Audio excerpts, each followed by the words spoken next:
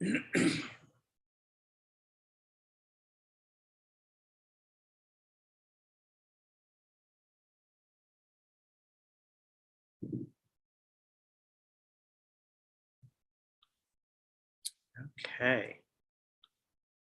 We are now live streaming on YouTube. So welcome everyone to the second night of Publishing Triangle Awards finalist readings. My name is Greg Newton. I am the co-founder with my partner Donnie Jokum of the Bureau of General Services Queer Division, where I am now located tonight. This is our lovely little space. The Bureau, we like to say, is a government agency for a government that does not yet exist. And the primary service that we provide is holding this very space for queer books and queer culture. And we are open regular hours again, Wednesdays through Sunday from 1 to 7 p.m. We currently have a lovely exhibition of photographs by Frank Mulaney. So please come check that out. It's up through the end of May. And we have a ton of events coming up in person and virtual, and many of the in-person ones we are now live streaming. So even if you're not in New York, you can join us. We also have built up quite an archive of videos on our YouTube channel. So check that out. There's a lot of great stuff there, including last night's reading. So that is it from me. I'm going to turn it over to Rob Burns, and we are going to get started. Thank you everyone who donated, by the way. I forgot to say that. Thank you so much for that. That helps our little volunteer space to keep doing what it does. Rob, take it away. Thank you, Greg, and thank you, Bureau of General Services Queer Division. This is our 8th Publishing Triangle Awards reading. As Greg said, my name is Rob Burns, and I have the privilege of coordinating these finalist readings. So I do want to welcome you on behalf of the Publishing Triangle. Tonight, you're going to hear from 8 exceptional writers, reading from some of the best and most important books published in 2021. We're sure you'll enjoy this reading and encourage you to check out the video from last night's reading too. And there's just so many profoundly wonderful books that were published last year, and you need to read more books, and buy more books, right, Greg? Obviously, I'm not telling anybody anything they don't know. The last couple of years have been very difficult for all of us, for booksellers like the Bureau of General Services Queer Division, who have struggled to stay afloat during the pandemic. The Publishing Triangle, of course, which has been unable to have our in-person ceremony and our in-person reading. We're hoping to get back to some semblance of that in future years. But for now, I guess this is like the silver lining of the pandemic, the fact that we can do this online now, and that because of that, we have viewers from all over the English-speaking world. And we have tonight 8 readers coming from all over the United States and South America. And last night, we had 2 readers from the UK. So it's allowed us to really broaden the scope of people we reach and writers we hear from. Before we begin, I want to thank or acknowledge a few people who are on the session tonight. Carol Rosenfeld, chair of the Publishing Triangle Steering Committee, is here. Trent Duffy, who's chair of our awards committee and treasurer of the Publishing Triangle. And Stephen Greco, who heads up the Ferro-Grumley Foundation. I'd like you to join me in thanking them for all their hard work, 100%, by the way, on a volunteer basis over the past year. So thank you all. The silent clap. I also want to thank the dozens of writers and industry professionals, editors, publishers, publicists, who served as awards judges during this year's cycle. We're grateful for their considerable time and wisdom. There are a lot of books they go through, and they do put a great effort into coming up with this finalist list. And thanks, of course, to members of the Publishing Triangle Steering Committee, who include, by the way, is in addition to Carol and Trent and myself, David Groff, who's on this call, Manny Xavier, who's on this call, and Seth Bookie, and William Sterling Walker, who are not on this call, but it's a small group. They put in a lot of time, and we we do appreciate your support.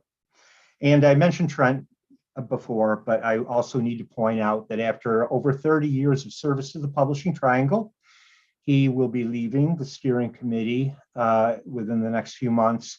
He is not leaving the editing business, where he is known as one of the top editing professionals in the industry, but he is going to be moving to Europe and therefore stepping away from the Publishing Triangle duties that he's performed over all these years. Honestly, I sometimes worry about how we're going to go on without him. He's literally a repository of all kinds of institutional and practical knowledge about what goes on here. But he's left us a great roadmap for how to move forward, and we do appreciate all the work he's put in. So once again, the silent clap again for Trent. Thank you. Okay. Three quick housekeeping items and we'll get going. First, buy books, support your independent booksellers like the Bureau. The indies are the booksellers who are hand selling our work.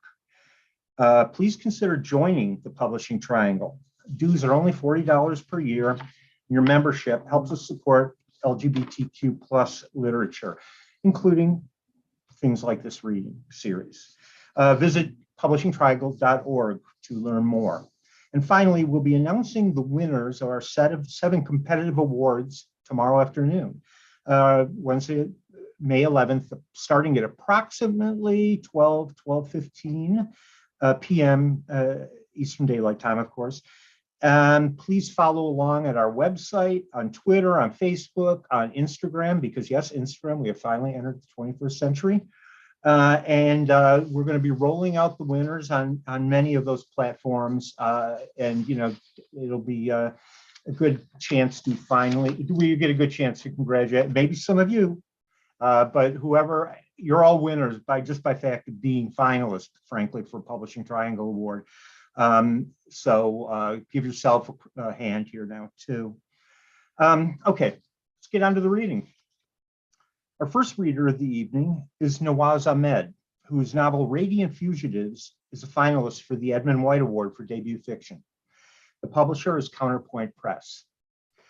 On the surface, a description of Radiant Fugitives reads like something ripped from the headlines a decade ago. Seema is working as a consultant for Kamala Harris's campaign for California Attorney General, back when Barack Obama was president. But she's a Muslim Indian lesbian, 9 months pregnant, who's estranged from both her father and the father of her unborn child. Her attempt to find reconciliation and solace in the company of her mother and sister unearths years of betrayal, misunderstanding, and complicated layers of love. In a starred review, Booklist writes, "This rich, unafraid debut novel offers a masterclass in perspective taking and will leave readers feeling all the things. Ahmed's impressive insight into his characters' lives is lifted up by a lovely use of intelligent and beautiful language. Additionally, the author's project of showing his characters honestly and authentically in the full ranges of their different and shared humanities succeeds in meaningful ways." Nawaaz Ahmed is joining us tonight from upstate New York, Ghent to be specific. Please welcome him.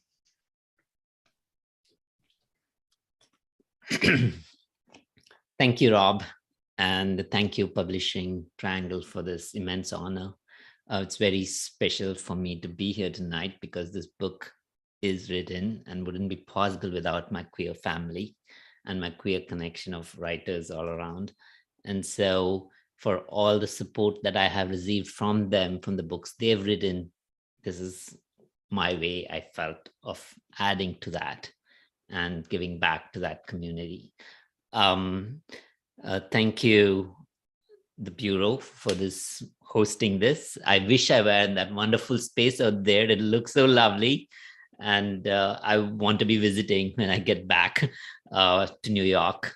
And thank you to all the finalists here today. I mean, you make this work possible by showing how to do it and how we can continue working to make our lives fuller and richer. And I'd also like a special thank you from my editors, Dan Smetanka and David Lopez from Counterpoint Press for championing this book, which is something we need more of, the champions of queer literature. I am going to read from a section of the book where Seema is young, and this is one of her first experiences in the queer community. Okay.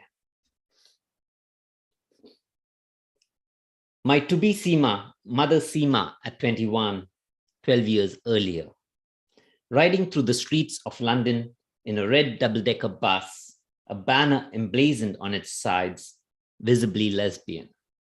The bus is packed with women, all dressed in black t-shirts, a bomb with a lit fuse printed on the front, with the name of that group inscribed around it, the Lesbian Avengers. It's a raucous bus. The women are whistling, clapping, stomping, hanging out of windows, flashing breasts, snogging, calling out through megaphones to pedestrians and drivers, to shoppers and tourists, even to the traffic police and bobbies. Hey, you, in the brown coat, in the blue jacket, in the high heels, in the uniform, in that absurd hat. Yes, you. We're talking to you. Hello? We're lesbians, we're dykes, we're butch, we're femme. We can smell your homophobia. And though it's a great gray day in London with clouds threatening to rain on that parade, nothing can bring Seema down. For standing next to her in the bus, her hand threaded around Seema's waist, her chin resting on Seema's head, is Chloe, lithe, muscular Chloe, buzz-cut Chloe, Chloe whose smile can burn through Seema, whose whisper can make Seema tremble at her knees, whose touch can make the hair on Seema's skin stand on end, whose hands and lips can reduce Seema's body to feeble, quivering flesh. Chloe, Seema's first lover, if not her first love. What a day it is. They hoot and toot their way around early 1990s London. They scatter leaflets over bewildered, disapproving crowds. They descend on Marks and Spencer on Oxford Street and pose with mannequins clad in lacy underwear in the lingerie department. They take over squares and circle fountains chanting, "We're here, we're lesbians, get used to it." For the pièce de résistance, they head to the Tate, and in front of Rodin's The Kiss, they stage a kiss-in. "Babe, shall we?" Chloe murmurs, her tongue in Seema's ear. Seema hesitates only for a moment. She's come a long way in the few months since she's been recruited. "We recruit," screams the Lesbian Avengers tagline, and taken under Seema's wing. Chloe is 25, a graduate student in women's studies at Oxford, a co-member of the Avengers. It's with her that Seema attended her first Avengers meeting and her first protests for the immigration rights of the gay partners and against Clause 28, which declared illegal actions that could be considered as promoting homosexuality in schools. It's with Chloe that she shared her first kiss in Chloe's darkened flat after returning from one of those events. And it's with Chloe that she will now kiss for the first time in public. Look at them as they pose on a stool in front of Rodin's sculpture of Dante's embracing errant couple. Chloe has rolled her sleeves up to expose her sculpted arms. Seema sits in Chloe's lap, their legs entwined. Chloe's hand rests on Seema's thigh. Seema's hand is around Chloe's neck. They make a passable imitation of Rodin's sculpture, but there's one major difference. Whereas the marble lovers are frozen with their lips apart, as if punished for eternity, the lips of these flesh and blood lovers are locked, their supple tongues free to seek each other. Thank you. Learn that.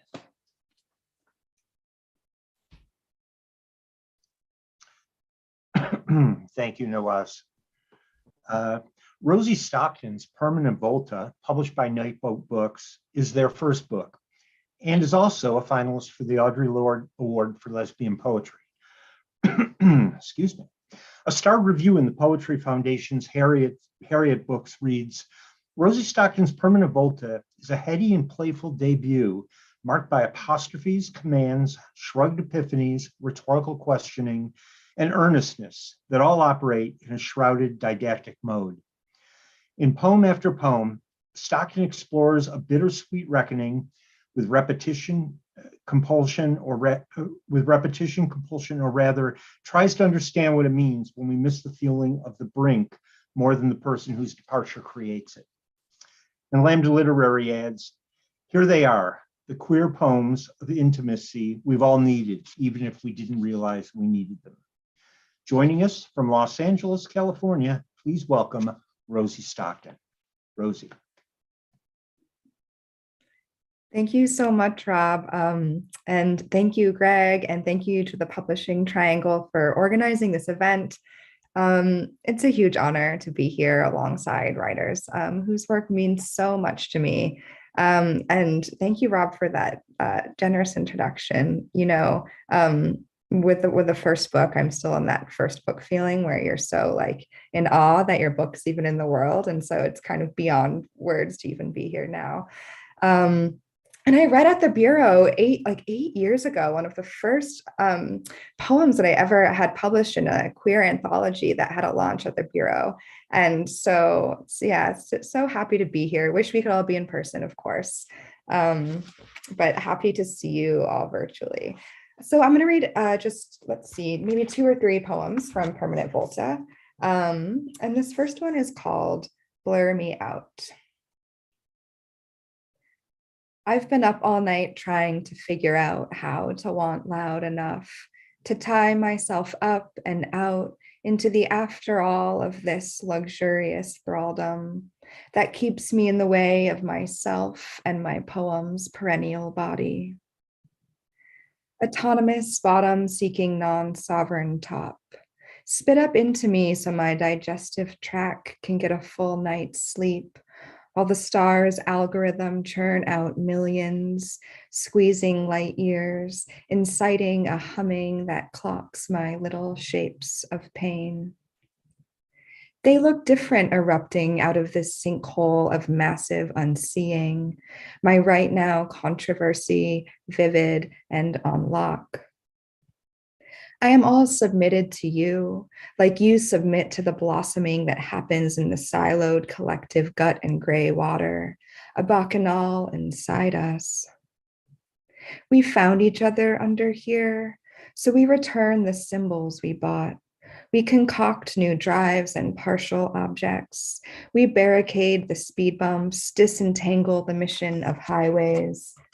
There, where we are mother of each other, where we are brothers, baby birding disobedience to our sense of self, cashing in on the real's residue. But here, call it stardust, call it umami, call me nobody, blur me out. Heretic. Waking from your high-pitched yawns, blinds cut up sun on your unfurled face, and I feel. There is no looking at sleeping, there is no tracing your elsewhere, your hush and ivy fragments along my legs. There is no breaking what isn't united, you told me once. Your ditch, your vinyl cove, your timbers. There is no writing that is not looking. There is an alarm wish economy, and I wish we could buy each other's hours and wrap them up, drench each other in them. You are hard to say, because where our bodies dip into each other, it's tonal, pure sound, yesterday and yesterday. Needing you sun-like, like some solar fury, some orbital pull, you determine this or that hour. You're in bed above me. I eat my cereal. I eat it and eat it. My salaried organs, my tenured love.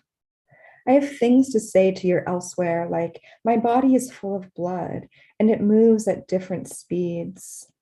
I unfold my morning in what looks like narrative, but isn't. Dismissing the tuneless allegory, to ask you to stand for woman, for body, for citizen.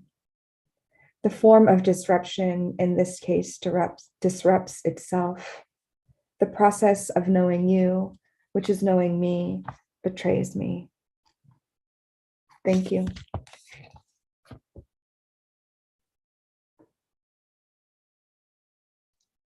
Thank you, Rosie. Excuse me. Anthony Veasna died in December 2020 at the tragically young age of 28, and just months before his first book of short stories was published by Echo.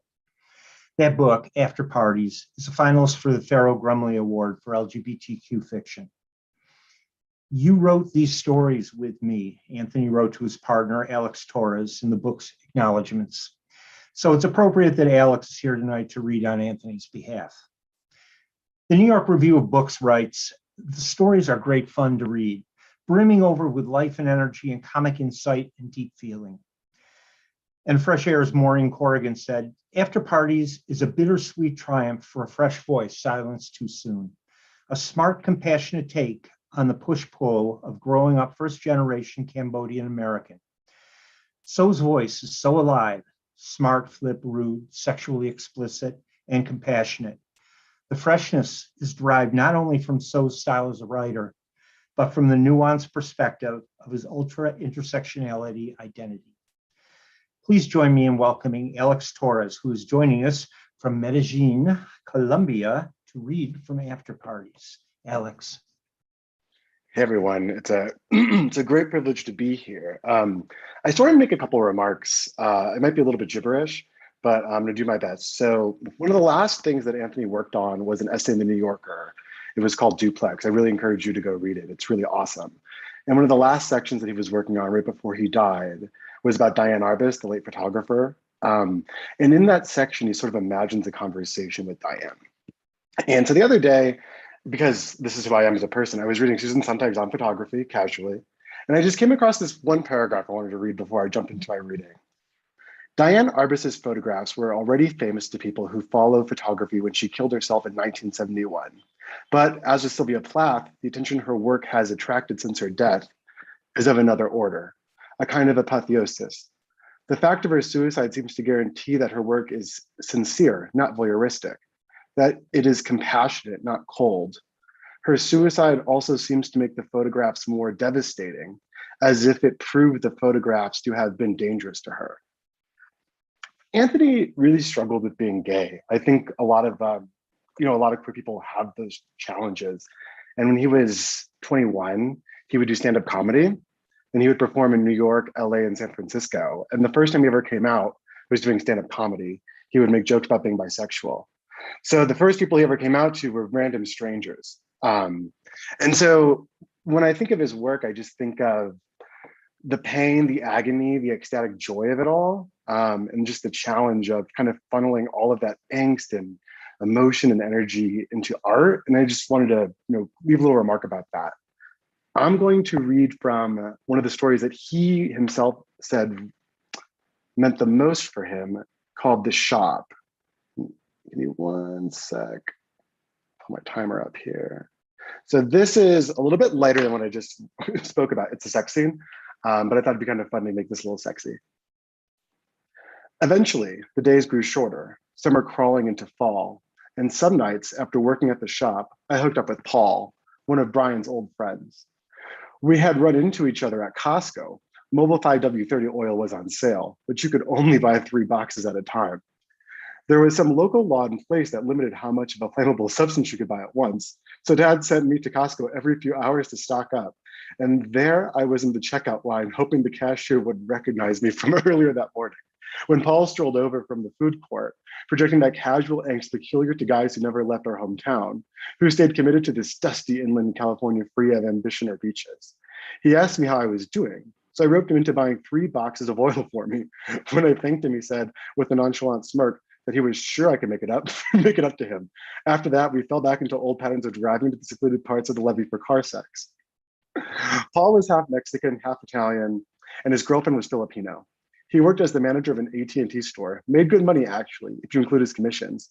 He was handsome in an unassuming way, with a constant stubble that made me go crazy when dragged across my back or stomach. His nose was huge but well proportioned.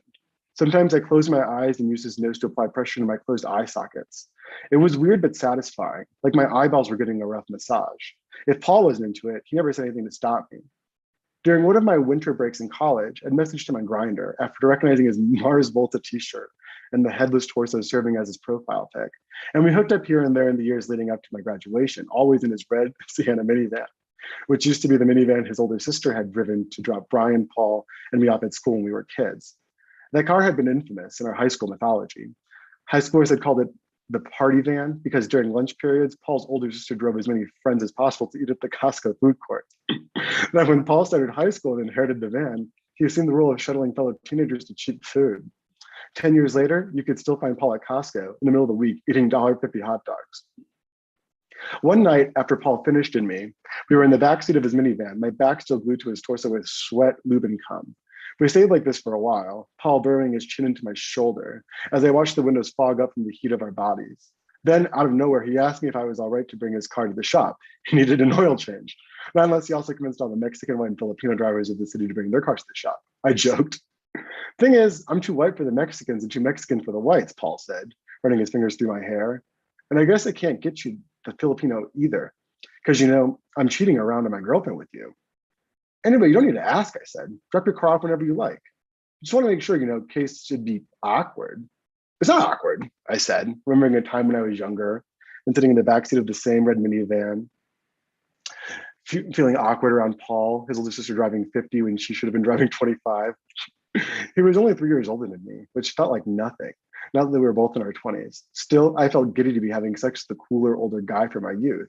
If only my closeted, sex-deprived self from high school could see me now, I sometimes thought, before realizing, yet again, how dumb it was to think that way about Paul, a closeted gay guy too scared to break up with his girlfriend. And there's that.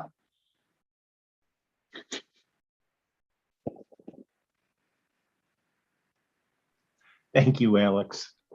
That's great. Our next reader will be Rajiv Mohabir, whose book Antiman, a memoir, is a finalist for the Randy Shilts Award for Gay Nonfiction. Antiman was published by Restless Books.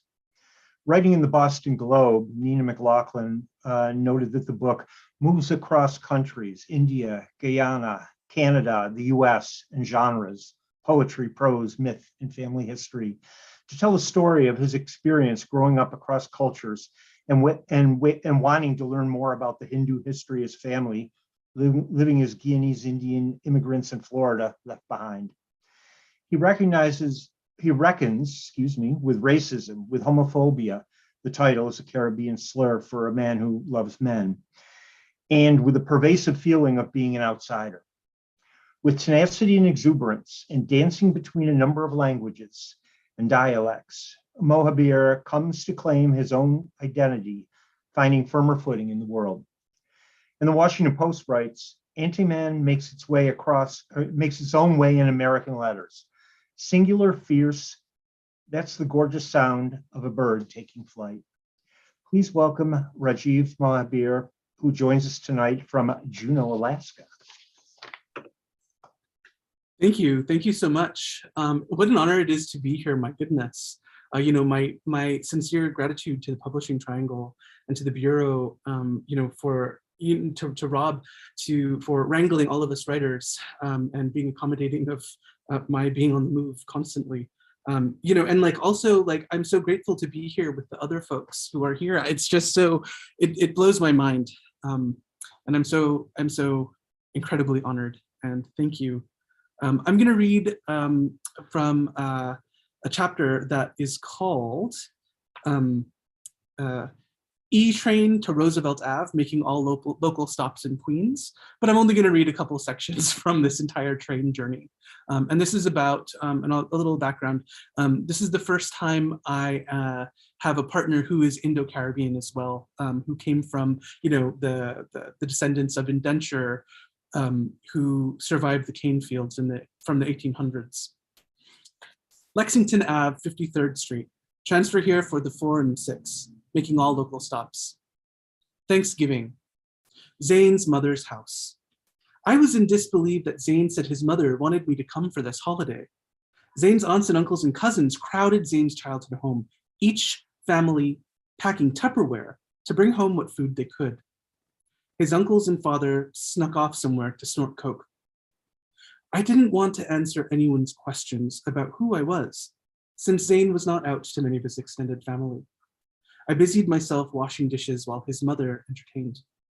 But who is this dolly washing all the time? I hope he's getting paid, one of Zane's aunts said.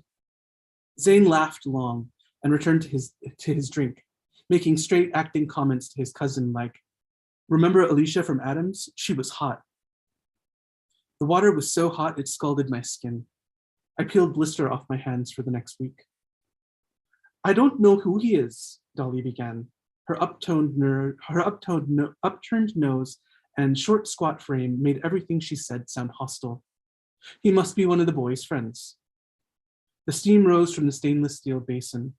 I looked at Zane, who laughed along, pretending that he hadn't just swallowed me an hour before we got there. Court Square, 23rd Street, transfer here for the GMZ. 2 weeks later, the steady pulse of the water from the shower head matched my step as I crossed the oak floorboards to get the guitar. I pulled out my acoustic Ibanez and sat on my bed, feet on the cool floor. The bathroom door slowly creaked open on Zane, drying his left ear with a faded blue towel and staring at himself in the mirror. I sang an old Bhojpuri tune written by Sundar Popo and sung by Babla and Kanchan, a song every coolie from Crabwood Creek to Kingston knows. Chadar bichao balma, chadariya chadar bichao balma, nind lage chal soi rehna. The guitar strings stung my fingertips, my words ocean and backdam. We danced this song all the time at the cookouts in my parents' backyard, Zane said. I continued to sing. I don't think I can remember hearing this song for the first time, he said as he joined me on the bed. When you play it slow like that, it feels like it has another kind of meaning. Yeah, I said. I thought about his mother and how Zane's father was an addict. I thought of her disavowal of me on Thanksgiving, how it was really a denying of her own son. I like it because it's about her daughter-in-law singing about her lover. Oh God, Zane said and sang along. Do you think your mother will ever learn to love the people you love? I asked. She had a hard life, and she wants us to be successful. Zane put his hands behind his head and stared at the ceiling. She used to like this song, but not anymore? Zane sighed and got up. He walked back over to the bathroom. My phone rang. It was Seth again. He wouldn't understand this song in the same way that Zane did. Zane could understand the color of this memory, stained boards of the SS Jura in 1890, bound for New Amsterdam from the Kolkata port just after the monsoon rains. Singing, my body was a ship swaying on the Kalapani that separated families from one another. What do the words mean? Zane shouted from the sink's mirror where he beat his face. A woman is asking her lover to lay a sheet down on the grass so that when they're tired, they can lie together, I said, that they could find rest in each other. Zane ran over to the bed and pulled me down, smiling. Thank you so much.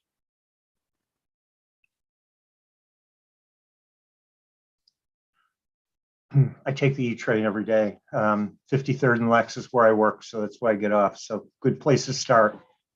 Thank you, Rajiv. Our next, I lost track. Oh no, here we go. Why did the band The Get Happies stop making music? Why did they never release their rumored album, Summer Fun? Gayla, a young trans woman who works at a hostel in Truth or Consequences, New Mexico, wants to know. And that quest propels Jeanne Thornton's Summer Fun, a finalist for the Ferro-Grumley Award for LGBTQ fiction. This book was published by Soho Press.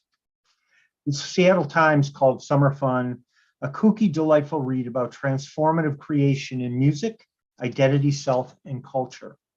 And the Austin Chronicle adds, The vivid characters and their seeking after what's likely unattainable, the fraught dynamics of a chart-topping band that's built from family and fractured by genius, the weird vibe of the American Southwest and its wind-chased stretches of sand, the experience of being transgender in a cis-centric world, the language birthed to capture all of this.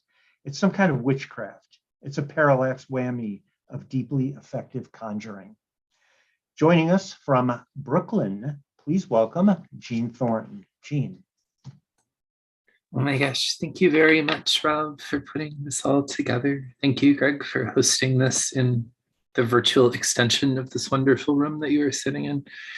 Thank you to all the authors who I'm reading with. I'm really excited to read everyone's, to hear everybody's work and just be in virtual space with everybody and see wonderful discussion in the chat also. I love a noisy chat, and this is a really good noisy chat. So thank you very much for making it that. And everybody who gave part of their time tonight for this. So I'm going to read from, I should hold it up, but I actually don't know where. This book, Summer Fun.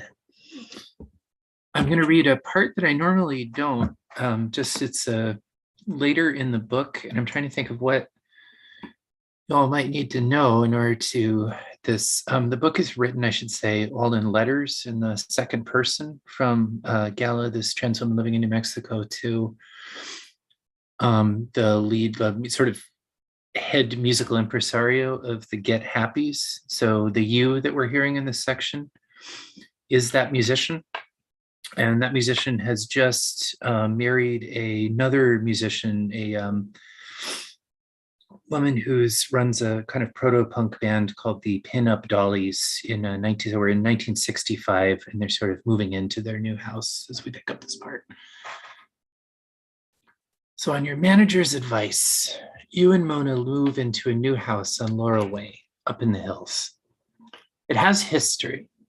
Its previous owner was a silent era stuntman known for having broken every bone in his body at least once in the line of duty. And none of the staircases or balconies have any railings. The upstairs of your new house is gorgeous. There's a built-in bookcase with a sliding ladder. There's a wall made of thick, solid glass that fills up with the sun, and just beyond the glass, a massive backyard pool with a chlorine fountain in the shape of a swollen star. Downstairs is less nice. Essentially, the entire bottom floor is a long, lightless corridor that runs the whole perimeter of the house. The only bathroom at one end of it by the stairs. The large recording studio you've ordered installed, and master bedroom at the other end. A thin, totally acoustically permeable wall, the only thing that separates these. But it is only you and Mona who will have to see the downstairs. In short order, a waterbed is delivered. A long, feudal dining table, a TV and couches that face one of the great glass windows. You buy a grand piano, paint it magenta, and install it in a shaft of sunlight. You also pick up some books for the shelves, thick, lawyerly ones purchased by the foot, but these make you uncomfortable in the space, so you end up replacing them with lava lamps. Blue, green, red, fuchsia, egg yolk orange, all of them in a line, bulbs bright and slag rushing in jet formations in the glass. Mona's band, the Pin-Up Dollies, barely exists these days. She hasn't booked any concerts since the wedding. She's pivoted to songwriting for a while, she says. Her time when she's not working at a record store is spent researching songs, getting deep into songs, inviting her bassist Wendy over at weird hours to listen to songs. Her music has changed. Rather than her former knife-like 3 chords with maximum attack, she mostly plays acoustic these days. Open chords in minor progressions that never quite come home to the root. She can play these progressions for hours, Wendy either accompanying her with slow bass lines or sitting cross-legged on the floor, watching your wife strum with her eyes closed. There are no words to these songs, or if there are, Mona never sings them out loud. You are not always invited to hear them play. Sometimes, while they're alone in the studio, you hang out on your waterbed and try to hear them, but the door is solid and the soundproofing is flawless. Just outside, the pool filter is running.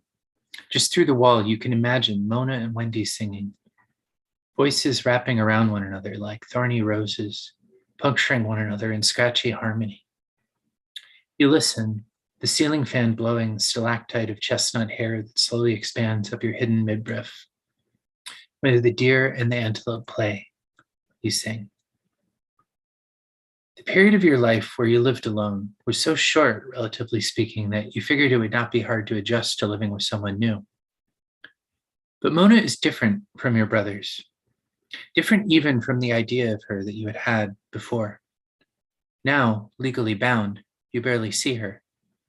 She moves through the house like a hummingbird, 1 room, 2 rooms ahead of you at almost all times, as if the judge at the wedding has made the gravity between you too strong, and she needs distance to compensate for this. When Mona works at the record store, she wears a wedding ring you gave her, puts it on like armor in the morning, and takes it off as soon as she walks in the door at night. She brings home a lot of Phil Spector records, whatever she can find by Joan Baez and Nina Simone, Ken Nordine recordings you don't understand, strange country albums sung by trios of Christian sisters. She sits by the jukebox in the living room for long hours listening to these records. Did you know I sell your picture all day? She tells you once while listening to it. You and your cousin and your brothers, all these men I know on record covers and posters. It's like Soviet Russia. You consider this. Gee, I mean, I probably couldn't have anyone killed or anything like that. Nigel from Los Paranoias might be able to have some people killed, Mona muses. I bet he's actually killed someone before. Is Nigel the smart one or the quiet one from that band, you ask? Nigel's the cute one, Mona says. No one suspects the cute one. The cute one is always a murder machine. Who do you think is the cute one in the Get Happies, you ask after a moment. She smiles and considers his question. Well, if I tell you it's you, then effectively I'm accusing you of murder. Well, I haven't killed anyone, you say. It must not be you then, she says. Sometimes you and Mona fumble for each other, half asleep in the night. Mona's somnambulist voice asks you to hold her, says that someone needs to hold her. So you press your cheek into her shoulder, black wires of stubble sprouting, their growth uncheckable, and you hold on. Thank you all very much. Thank you, Jeanne. Fun. This next book, I'm going to tip my hand a little bit. I make no endorsements, and I was not a judge. So, but I like it when I'm reading a description of a book, and it takes me immediately to places that I wasn't really cognizant of. Which, at my age there's a lot of places like that. But Racial Erotics, Gay Men of Color, Sexual Racism, and the Politics of Desire by C. Winter Hahn is a finalist for the Randy Shilts Award for Gay Nonfiction. It was published by the University of Washington Press. We tend to think of personal erotic preference as a neutral factor, but in Racial Erotics, Winter shows how sexual partnering within communities of gay men is deeply embedded within larger social structures that define whiteness as desirable and normative, while othering men of color, noting that the real danger of sexual racism is the creation of a hierarchy of racial worth that extends outside of erotic encounters into the everyday lives of gay men of color, perpetuating a larger project of racial erasing that equates gayness with whiteness to secure acceptance for gay white men at the expense of queers of color. Anthony Ocampo, author of The Latinos of Asia, How Filipino Americans Break the Rules of Race, wrote, with his creative incorporation of sociological theories and data sources, Hahn makes a major contribution to the emerging field of queer methods. C. Winter Hahn joins us tonight from Middlebury, Connecticut. Winter. Hi, everybody. Thank you so much for having me. I was shocked actually to get the email that this was that my book had become a finalist for the Publishing Triangle Award, and not to pat myself on the back more, but I was also shocked that it was a finalist for the Lambda Literary Award. And for me, these two being finalists, meant so much because I think when this book was done, I had such, I didn't think that this was as good as my first book, and I started to think that people would in academia criticize me for throwing out a sophomore attempt, and so having the book recognized by folks who actually read was really exciting, and I can't tell you how much this has meant to me, and how much this has actually, I guess, made me feel a little bit overcoming the imposter syndrome that we all have, that our work is not quite that good, and that there's always a mistake, that it was published by complete mistake. You don't know how this even got out in the world. And so it was just a phenomenal moment. And to see all of you folks here, I'm incredibly grateful. So let me just see if I can do this. Looking around any neighborhood, something becomes blatantly clear. Within the queer spaces that have sprung up in neighborhoods that were once thought to be neglected, inside the slick new storefronts and trendy restaurants, and on magazine covers, as well as between the covers, gay America has given a whole new meaning to the term whitewash. We as a collective have rehabilitated homes in allegedly neglected neighborhoods.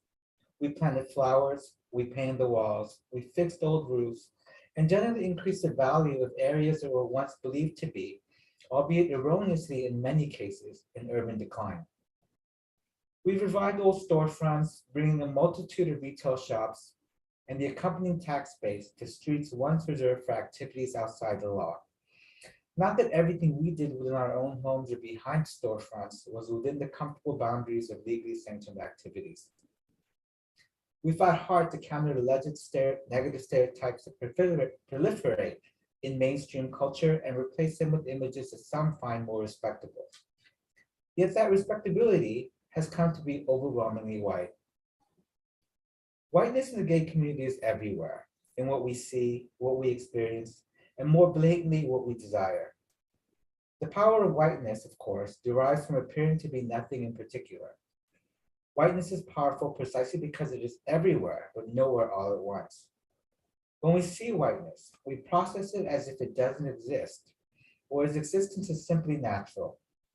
And precisely because we see it constantly, we don't see it at all.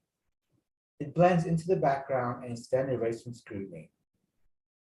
Yet one consequence of centering whiteness in gay life is that gay desires also come to be marked by whiteness. Within the gay marketplace of desire, whiteness comes to have currency, while non-whiteness is perceived as a deficit. And gay men of color are constantly reminded of this deficit. Even when they are desired, their sexual value is often based on meeting white men's racial objectification of the other. Yet such racial desires or lack of desires are rarely understood as racial exclusion or racial objectification. Instead, they're explained as personal preferences. Even gay white men who don't engage in these acts of exclusion or objectification argue that such desires are simply personal preferences based on individual tastes. This is where the true danger of sexual racism lies, in its ability to hide under the guise of being a personal preference, rather than being exposed as part and parcel of a larger system of racial oppression that depends on constructing one race as fundamentally better than another. But sexual racism is more than simply excluding members of a racial group as potential sexual partners or objectifying them as sexual others, even when they are desired. Because whether one is sexually excited or left flaccid by someone of another race is among the most trivial of concerns. What is important is that deeply embedded in those stereotypes about sexual attractiveness and sexual desirability that leads one to seemingly make personal choices is a very public distortion of the sexual worth of one group and the sexual bankruptcy of another. And this has roots in the larger system of racial maligning of minority groups deployed by dominant groups, specifically for the purpose of promoting white superiority, both structurally and culturally, and constructing the dominant group as having more worth. As Peter Jackson once argued, when desirability is linked to race, And when certain races are ascribed greater erotic interest than others, then to be a member of the unsexy group is to be equated with an inferior form of existence. Not only do gay men of color come to be seen as less desirable, they come to be seen as having less worth, both inside and outside of erotic desires and sexual interactions. Gay men of color become figuratively not worth a fuck because the white-centered ideology of desire makes them literally not worth a fuck. Being seen as not worth a fuck leads gay men to be perceived as not worthy of attention or resources within gay communities. And being not worth a fuck, all of the deviant sexuality and gender normativity historically associated with gay men in general, such as sexual promiscuity, gender nonconformity, and all of those things that we secretly fear has been displaced onto men of color, allowing white men to claim a normacy that is rarely afforded to men of color. And it would be a mistake to assume that this normacy of whiteness is not actively maintained. Rather, the illusion of whiteness requires active maintenance of racial borders. Whiteness doesn't become normal because it is so, it becomes normal because we make it so. It is maintained not only through active exclusion of those who are not white, but also through the active construction of whiteness as the norm to which that other is compared. And in constructing that whiteness, we also construct what it means to be a good gay, selecting which gays have more social worth and therefore worthy of social support, and which gays belong and which gays do not. And gay men of color do not deserve the social support and they do not belong, simply because they're not worth the fuck. Thank you.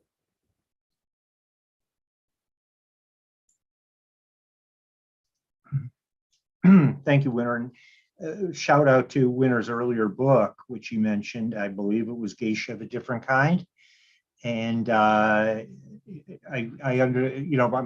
Greg, I'll have you hunt me down a copy. I understand that imposter syndrome. Sometimes well earned, though. If you don't believe me, just search my name in Amazon and you'll find out.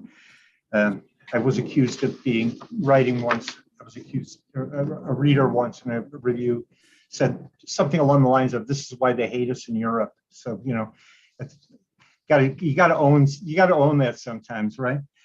I should, before we go to our next reader, I need to point out we have a little special guest. Clara Cox is here. She is also a finalist for the Edmund White Award for Debut Fiction for her book Silver Beach, and she read last night. But thank you for coming and checking out the other readers, Claire. So hi again. Okay, our next reader will be Minnie Bruce Pratt, who's a finalist for the Audre Lorde Award for Lesbian Poetry for her book Magnified, which was published by Wesleyan University Press. Minnie Bruce's book of poetry about losing custody of her children as a lesbian mother, Crime Against Nature, received the 1989 Lamont Poetry Award from the American Academy, or the Academy of American Poets, which is given for the best second book by a poet. She's also a past winner of the Audre Lorde Award, as well as a Lambda Literary Award, and has been recognized for her work with many other awards and fellowships and other recognition. On the Cultural Daily website, Rita Denenberg writes, Magnified is a collection of elegiac poems written by Minnie Bruce Pratt in memoriam to her lover, Leslie Feinberg.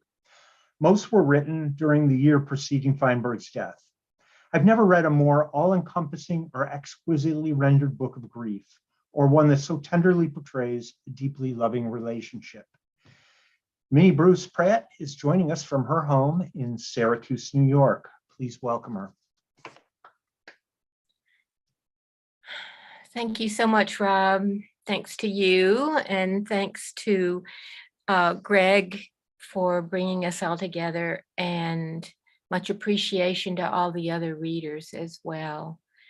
So this is the book, Magnified, and I'm going to read 4 short poems from it. This is actually the first poem in the book, Oh Death. Someone sang, oh death, oh death, Won't you pass me over for another day? Someone said, I dreamed of you last night. I dreamed you were telling me your whole life story. Whole world, welkin, winkle, wrinkle. The loop of time holds us all together. The pile of laundry on the bed, you folding socks one inside the other. We have had this day and now this night. The clothes are put away, and from the bed we see the moon folding light into darkness, not death. Blue moon. The trees creak overhead, squeaky doors pushed forth and back in the wind. On the porch, we watch the moon rising from whisper to guess, to peach, white, then blue. Once in a blue moon, a love like this comes along. We weren't standing alone. Lots of people, a room vast with politics, and that ex-lover playing Catch My Eye. You read us a story, the one who had been you, a past, the one who had been me, your torn shirt, my needle's eye. We had been alone. We had read what the other had asked. The light shone on the pages, your face up tilted in the glare. Glory, mirror, future. Later, I knew you were looking up at me. I knew you. You knew me. We looked at each other, shining on each other, shining on sun, sailing on moon.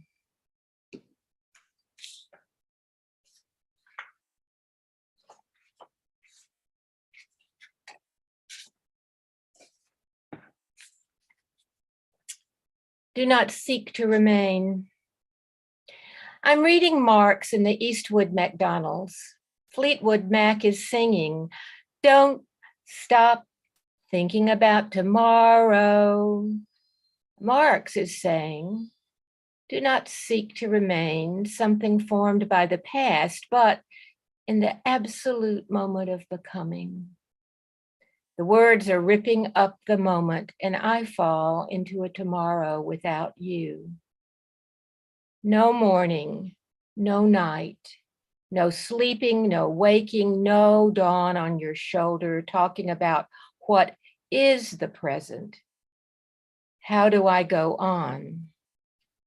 The way yesterday a tree shook its small crescents of seed, angled for planting, sickled for reaping, red in the blue sky, the answer in things, not words. But I yearn to talk to you without end about what makes that beauty and what that beauty makes of us.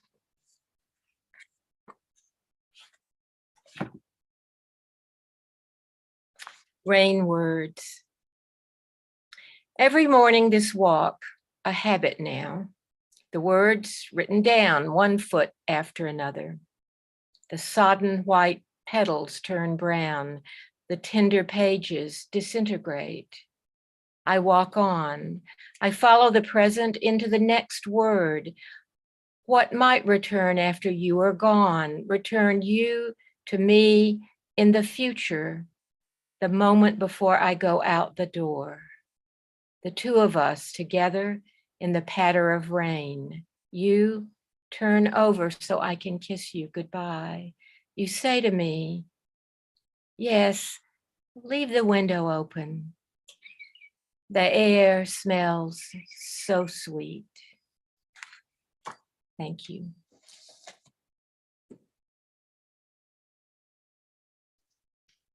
Thank you, Minnie Bruce. That was great. By the way, Minnie Bruce gave me some education about my relatively new neighborhood in Jersey City earlier. Apparently, she and Leslie lived in the hood. So, you're welcome back anytime. Our final reader this evening is Callum Angus, author of A Natural History of Transition, which is a finalist for the Edmund White Award for Debut Fiction. The book was published by Metonymy Press. In this collection of short stories, Callum disrupts the notion that trans people can only have one transformation.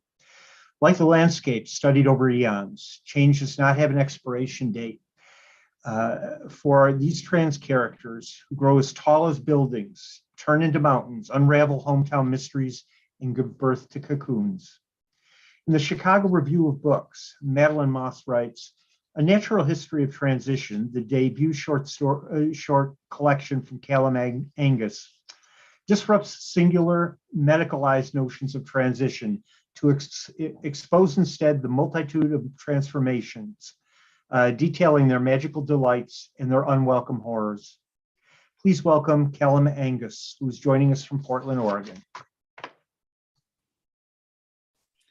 Thanks, Rob. Thank you, Greg. Thanks, everybody. Thanks for hanging to this last end of the hour. I appreciate it, whether it's sort of happy hour time if you're where I am, or later if you're on the East Coast.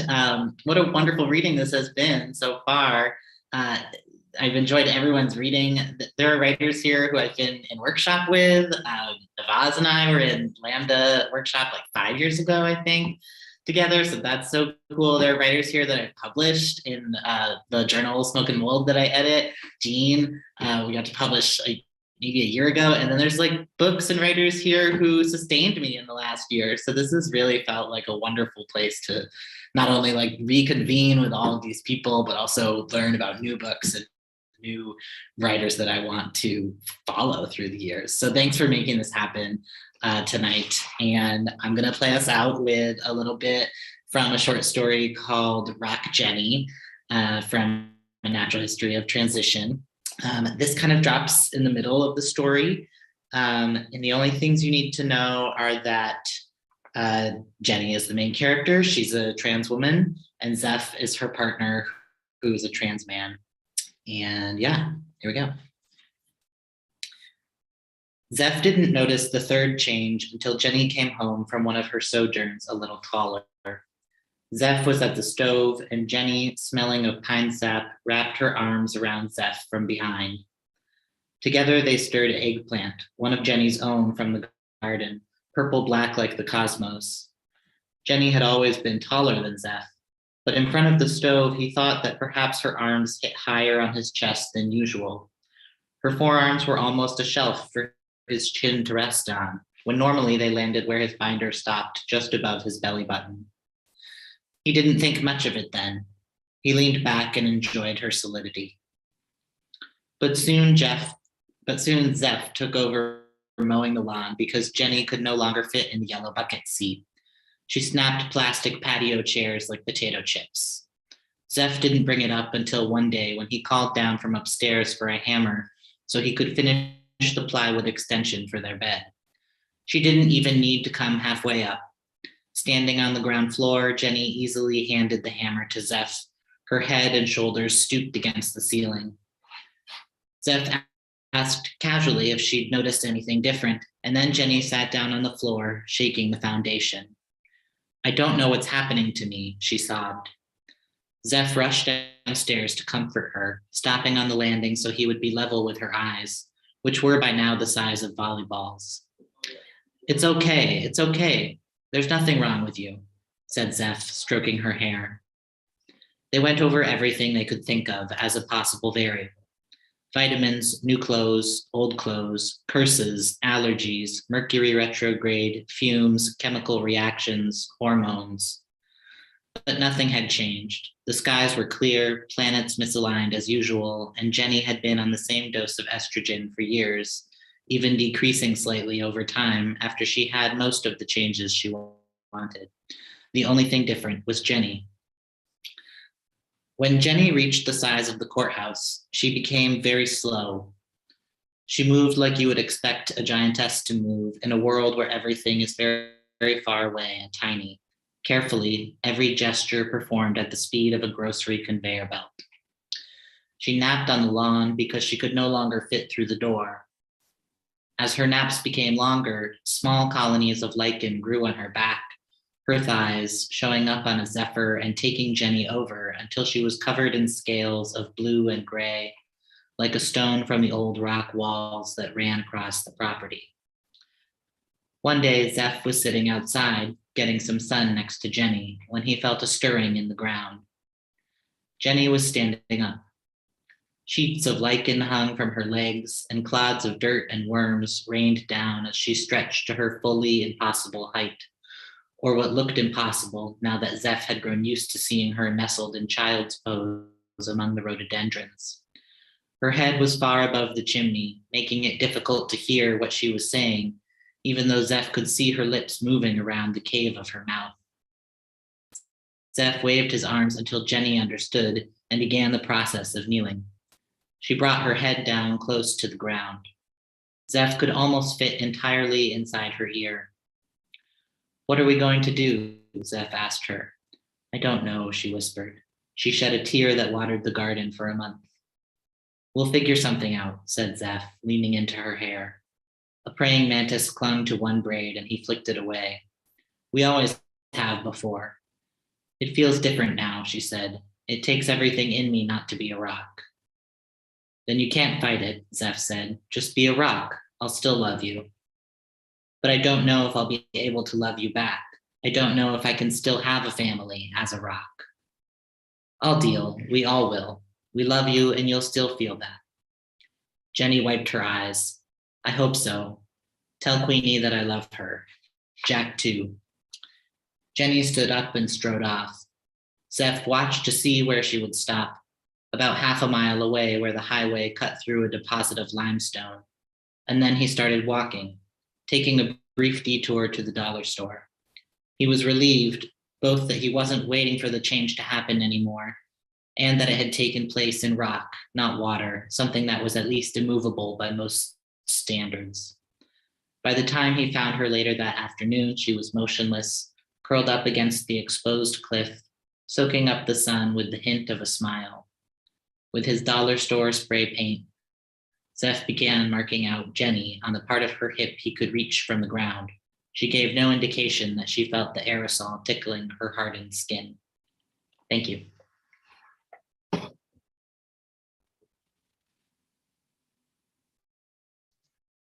Thank you, Caleb.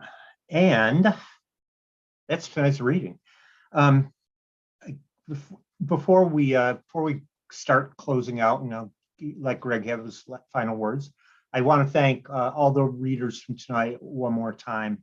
Nawaaz Ahmed, Rosie Stockton, Alex Torres reading for Anthony Veasna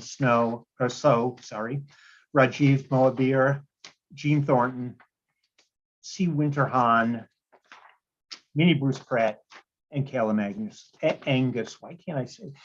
Thank you all for such a great job. This is a great reading, and thank you. I need to thank Greg Newton and the Bureau of General Services Queer Division. Buy books from them, but buy books from any independent bookseller. Also, if you're so inclined, please consider joining the Publishing Triangle. You can find details at publishingtriangle.org, and we'd love to have you as a member.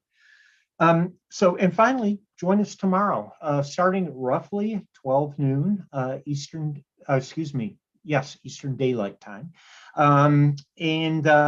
We will be rolling out the winners of the awards. But good luck to you all. But honestly, everybody, if you made it to become a finalist for a Publishing Triangle Award, you're already a winner. So congratulate yourself on that. So take it away, Greg Newton. Thank you, everyone. Thank you, Rob. This was really beautiful. So good to be with you all. Even if we couldn't be in the same room, I look forward to that day when we will be. I put in the link, in the chat rather, a link to our upcoming events, and we have a ton of them coming up. And if you're not in New York, you can probably live stream them on our YouTube channel. Either way, I hope we'll be together soon. Have a great night. Thanks, everybody. And congratulations to all the finalists. Yes. Thank you all for coming. We'll see you around. Good night.